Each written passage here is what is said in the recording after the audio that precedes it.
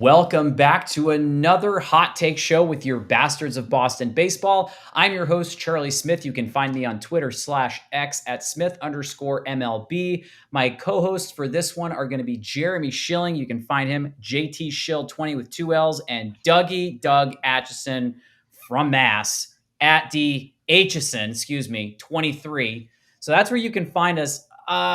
Red Sox in a bit of a weird downward spiral over that last game. Really ugly. Jordan Hicks on IL, probably the best thing I've heard in the last, I don't know how many days. But this is about hot takes and not about Jordan Hicks. So, Jeremy, why don't you lead us off with your hot take? Yeah, I'm going to do 20 seconds on the state of the team. As my opinion, and look, losing Anthony's tough.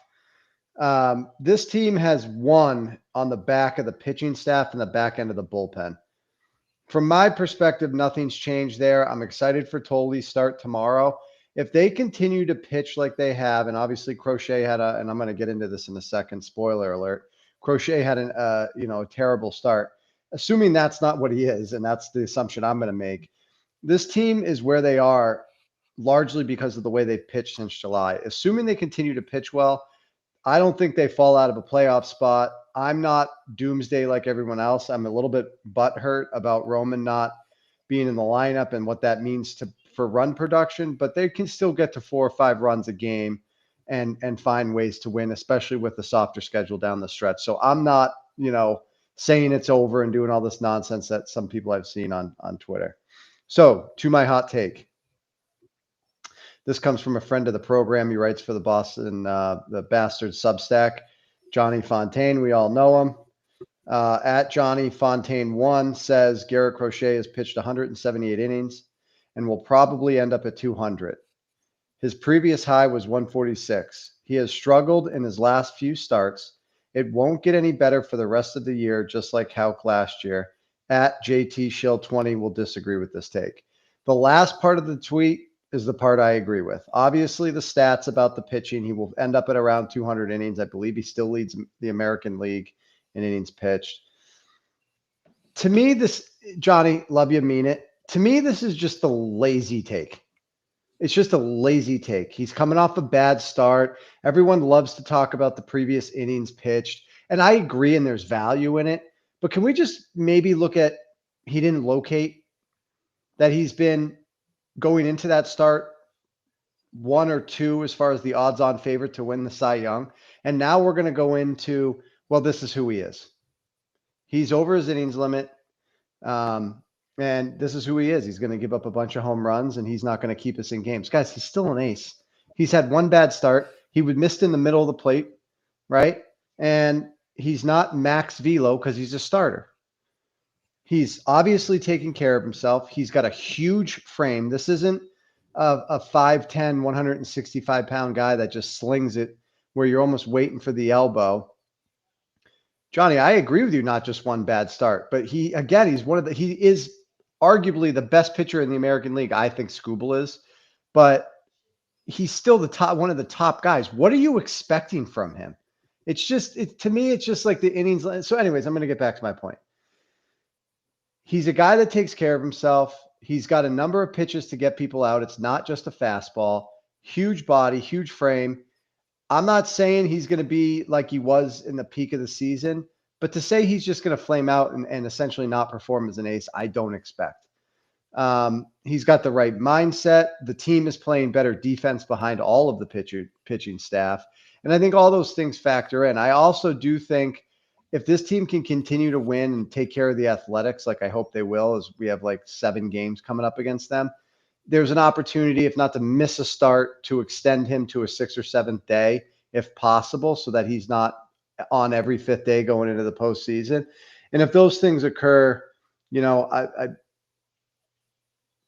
I like our chances down the stretch if he's pitching to win the game. And I do believe we should win every Crochet start down the stretch. Jeremy, I completely agree with literally everything you were saying. I really do. I'm not panicking about Roman either. Like, yeah, that sucks.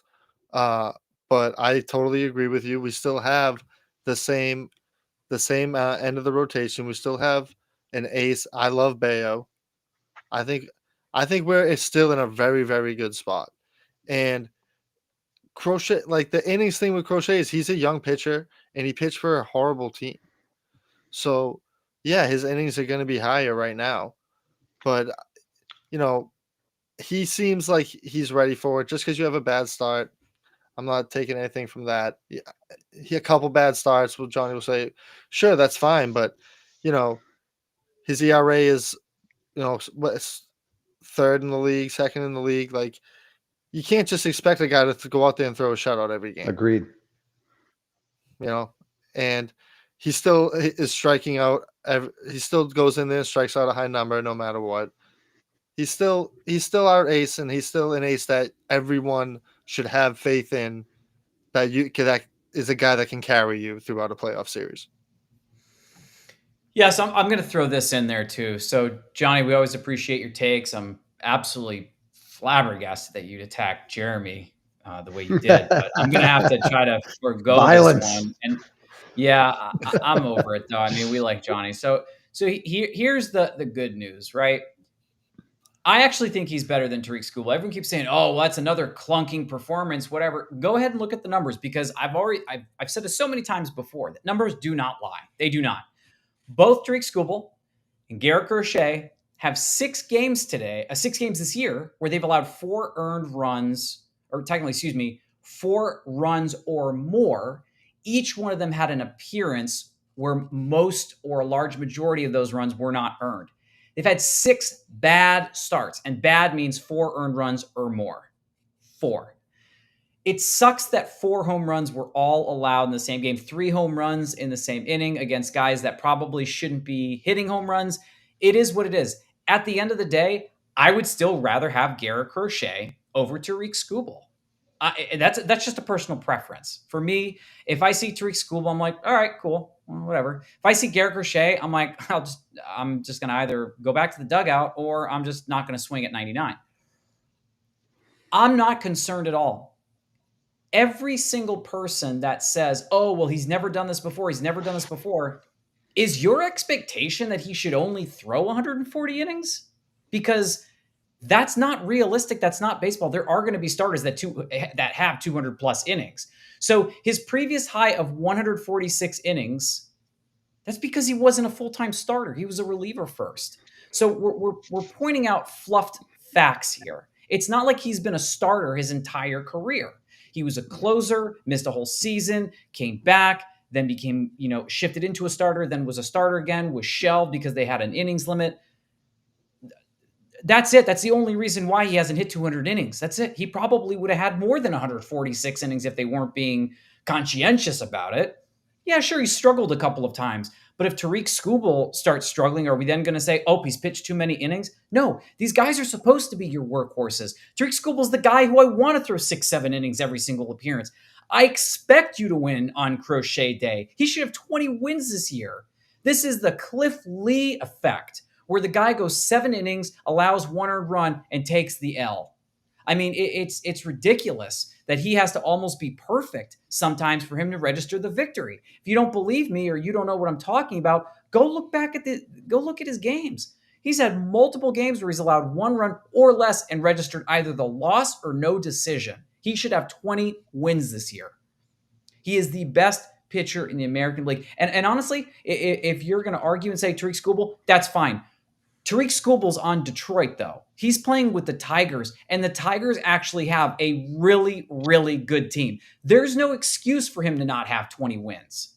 We have busted players. We have rookies who are injured. Chris was talking about how we were like a 4A team. We're better than the minors, but not a full major league team. I kind of disagree with it, but he's not completely far off. Between the two, there's no excuse why Skubal doesn't have 20 wins. It's understandable why Crochet doesn't have 20 right now. So I'm not worried and I'm not concerned. It is what it is. He is going to struggle just like every single pitcher. At the end of the day, I'd still rather have Crochet over any other pitcher in Major League Baseball. I don't care. Anything else? I don't know really who's better, but I think Crochet would deserve the Cy Young just for being in the AL East. I think that would give him the nudge. With the numbers are so close between them, and he Yeah. just pitches in a way better division. I Decent mean, point, Doug. yeah, that's totally fair. If you have to put Crochet against Scooble and the prospective teams that they're on, out of 10 games, who has a better 10-game stretch if they face each other 10 times? I mean, I don't know. To me, they're both Exactly. excellent pitchers. Right, it could probably be 5-5. Look, he's our guy, so I'll take Crochet. But it's Right. like, who's arguing about it? Hey, you take Team A, whatever the team is. You can Sure. have Crochet or Scooble. It's like, Right. are you going Okay, to great. make a bad decision doing that? No, No. I mean, no. they're 1A and 1B in the league. So Yeah. I just want to. Can I make a prediction? Sure, bud. Next year, after a couple bad starts, we're going to hear from the Twitter people. Well, he's breaking down. He threw 200 yeah. innings last year, plus the Yeah. playoffs. Yep. So what are we going to do? And it's going to be the ultimate double-edged sword where in 2025, he's so far past his innings limit. And it's true and it's fair and it's something to consider. I just don't think it's the be-all and end-all.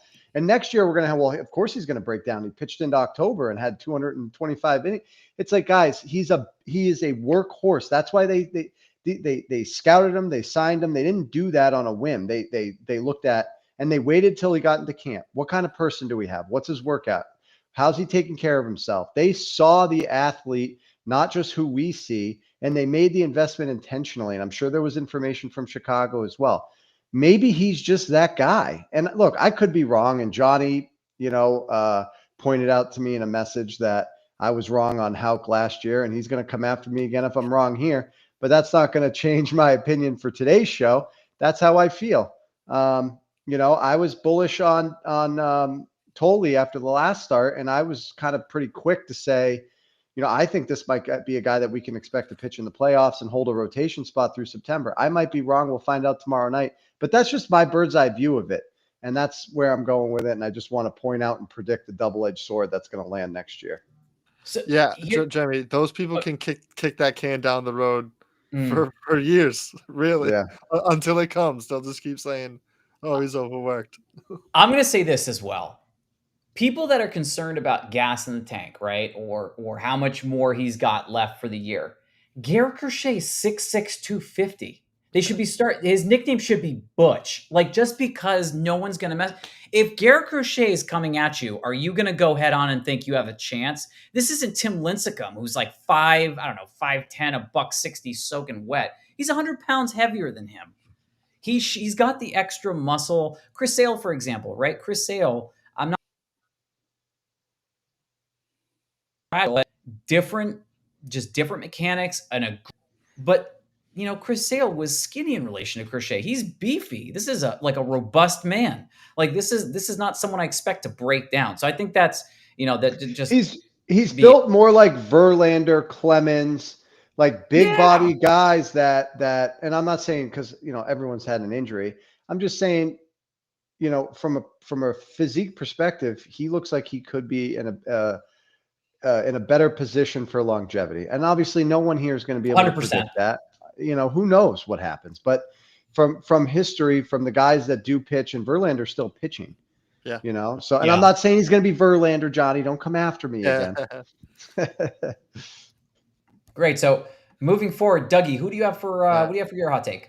Yeah, we're gonna go to our man Felico, fellow bastard, and he says the Red Sox are more likely to be playing for the third wild card than the AL East when we play the Blue Jays at the end of the season.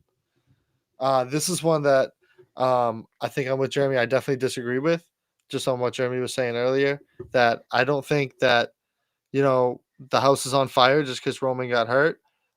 Yeah, he's probably our best hitter right now. But we have really good hitters in this lineup, and we have really good pitching in this rotation, and we have really good relievers at the end of the rotation. And our schedule favors us very much. And we take care of the Diamondbacks this weekend. We take care of the A's. We're going to go into that Baltimore series with a chance that, obviously you don't expect to sweep the Blue Jays, but if you do, then you would maybe take the division if it's 2 games, if it's 1.5. And I still think we will be in that position when that time comes, then dropping into the third wildcard spot behind Seattle. Jeremy.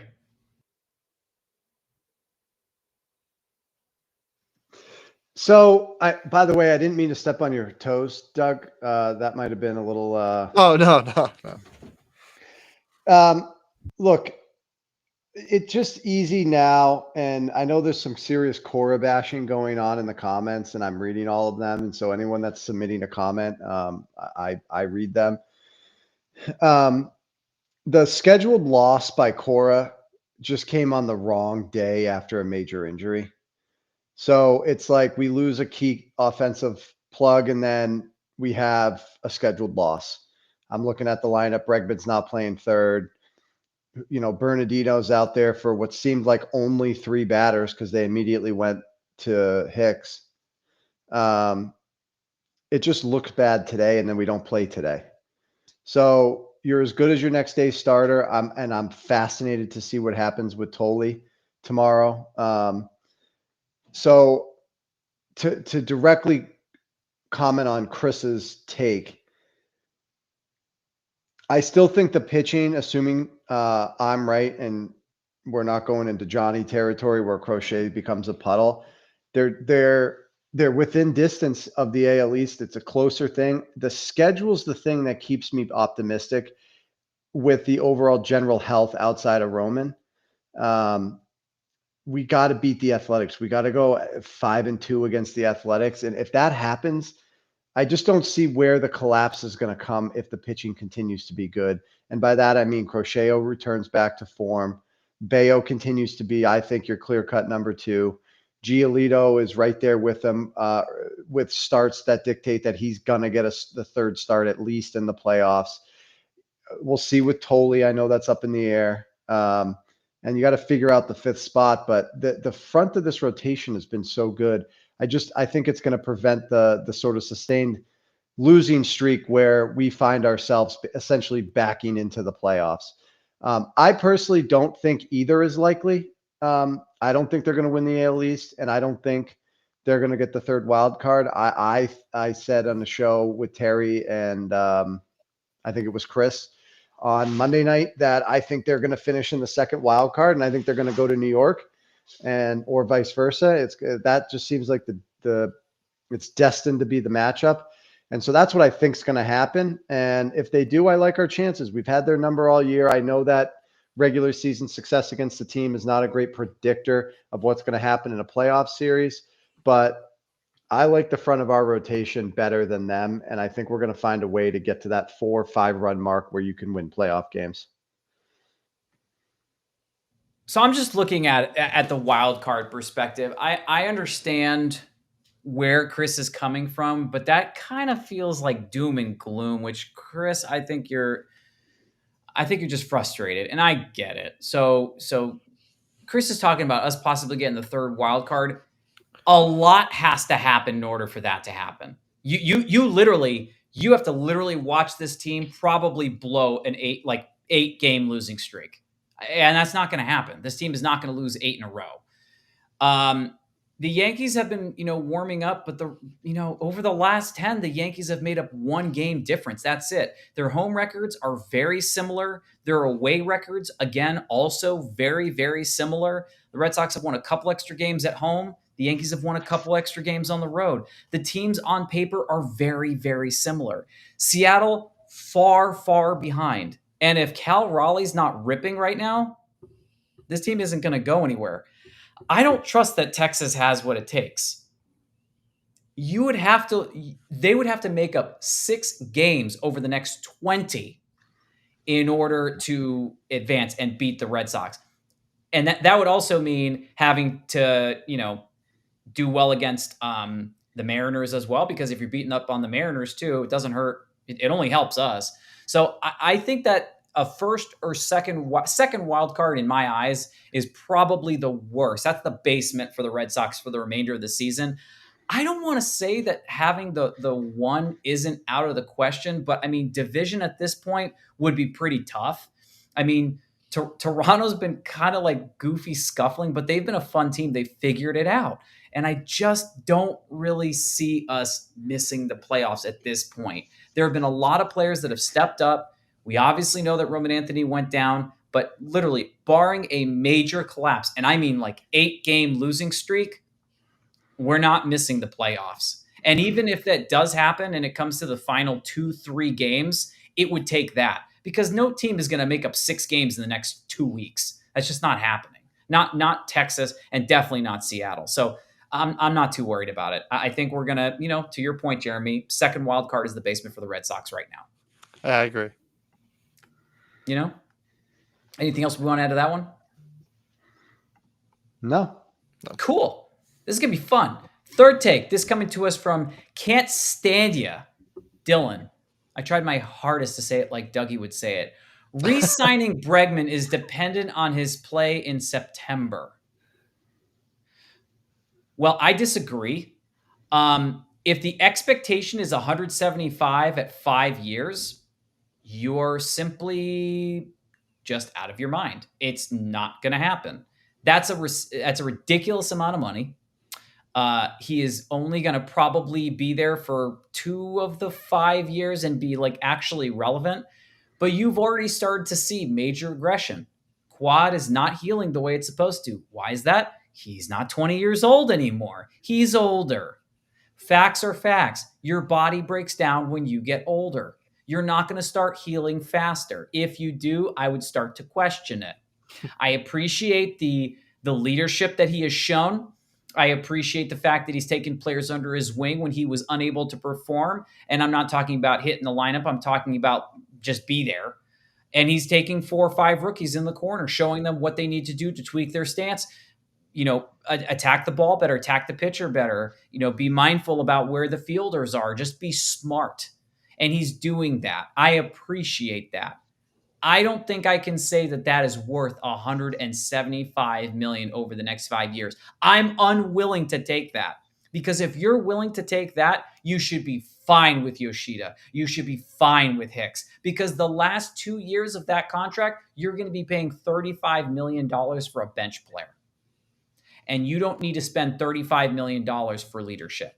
There will be other players that can be leaders for a third of that. So I think that money better be spent elsewhere. Like, I don't know, maybe the rotation or the bullpen. Just a thought. But there are going to be other options out there. I know that Schwarber's a lefty. Schwarber's got 50 home run power, and he's going to be had for a lot less than $35 million per. And shorter term. Yeah, 3 years. Jeremy, why don't you go next on that one? So I'll talk about some of the other stuff, but for me, this begins and ends with the discussion of ownership. For those of you that have been following this since I've been back on the show, which is about a year and a half now, John Henry is a POS and Sam Kennedy lies. So they're going to lie to you and say they're involved.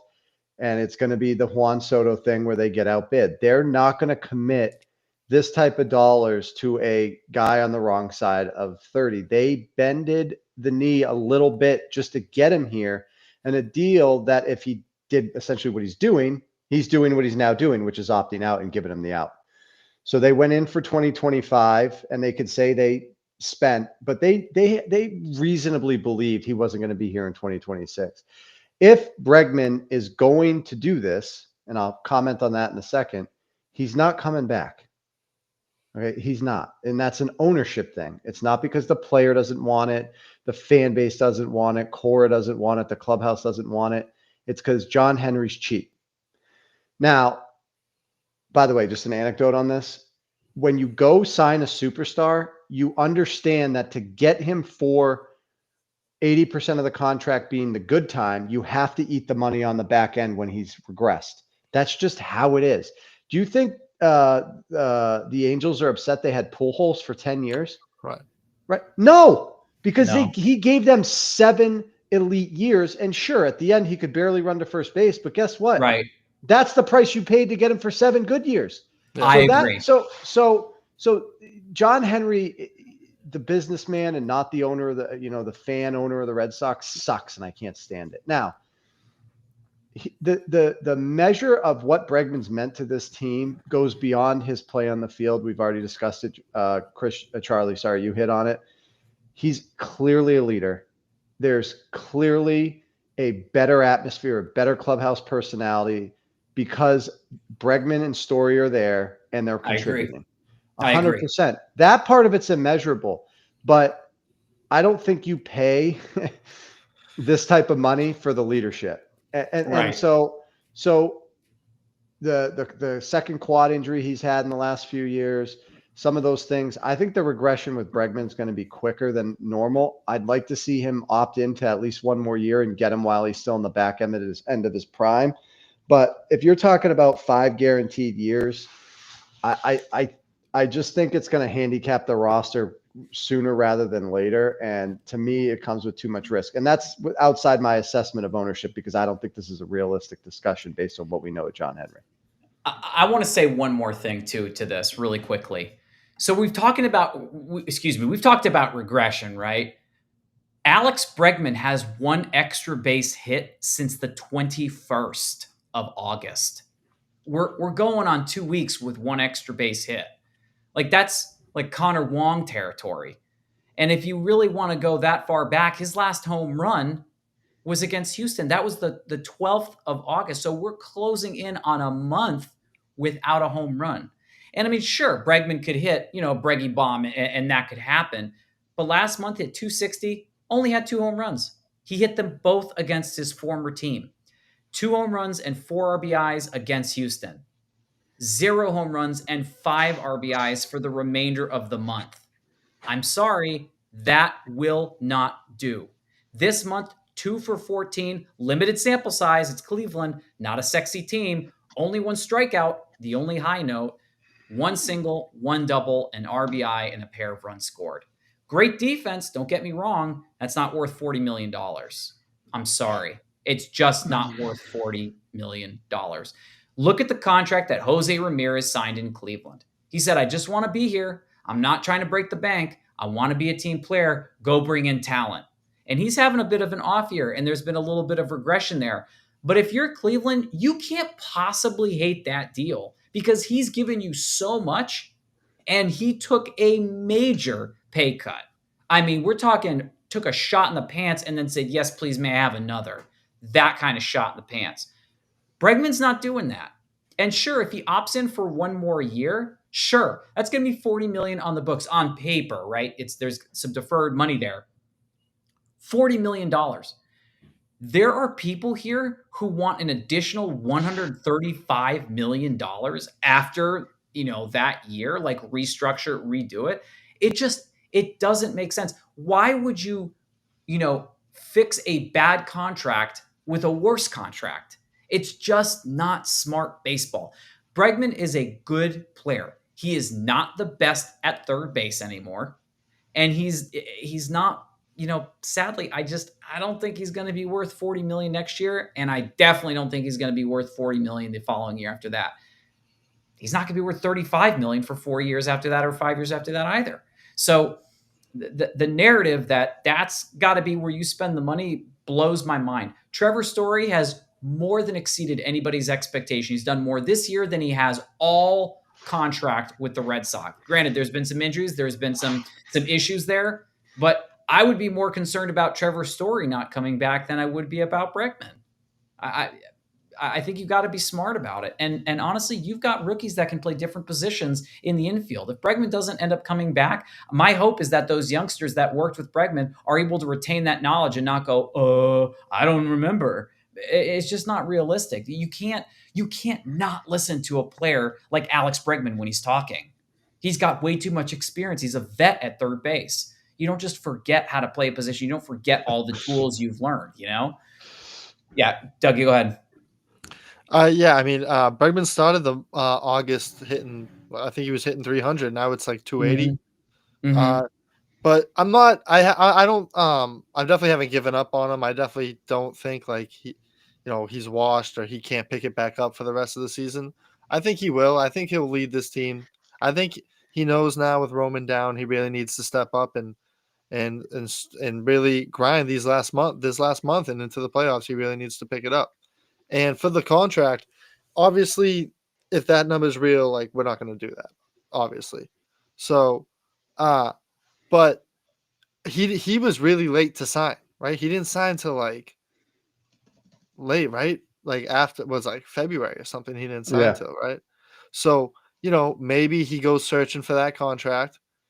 Maybe he doesn't find it, and maybe he signs, and then maybe he signs late again, and maybe you can get him for a little cheaper. Because I'm not against signing him. I'm not against him being our long-term third baseman, but obviously for that number, it's just not gonna. It just wouldn't work. So here, I'm going to pivot here because I've already kind of said my piece. Yeah. The timing of this shocks me. And I don't think this is Bregman leaking this. He's been utterly and totally silent on this topic all year. So the timing of it, off day, stretch run, where they are in the standings, the leader he's been, the model citizen, all coming back from the injury, all of it doesn't lead to this type of player saying this right now. So I'd be really, really interested. And if there's been reporting on this today, I wasn't on the internet much because I was working, but this really sounds like an agent going out over his ski poles and trying to stir stuff up with time to negotiate. And I'd be interested if Bregman's pissed. And I'm sure you guys will hit it in the comments if there's more information out there on this, because I haven't seen it. It just seems out of character for everything we've seen from this player since the minute he signed. So is this manufactured? Is this the agent doing this? Is this another club stirring stuff up? It just doesn't seem like it's coming from Bregman. And so, I don't have anything other than to point that out. I don't have any theories. I don't have any additional take. It just is so odd, the timing of it. It just doesn't make sense to me. Poor choice. It's a very good point. Yeah. And Johnny, I know you already know this, but I can't stand the Astros. So I'm just putting it out there again, just in case you weren't sure. I just want to hammer it in there. I cannot stand the Astros. Can't do it. Most people can't either. That's my 2 cents there. Yeah, who can? Anything else you guys want to add? Go Sox. Their own pitches. Their own pitches don't. I know. Yeah, that's right. Yeah, you saw one of them being his catcher, and then say, oh my God, what a ridiculous! That guy needs to be shot into outer space. What a D-bag move. Dumb move. Because you gave up the pitch to give up the grand slam. Blame yourself, bro. What a dirtbag move. Anyways, my last thing is always go Sox. There we go. If you want more Bastards of Boston baseball content, check out bastardsofbostonbaseball.com for great daily articles. Everyone have a great one. Take care. Go Sox.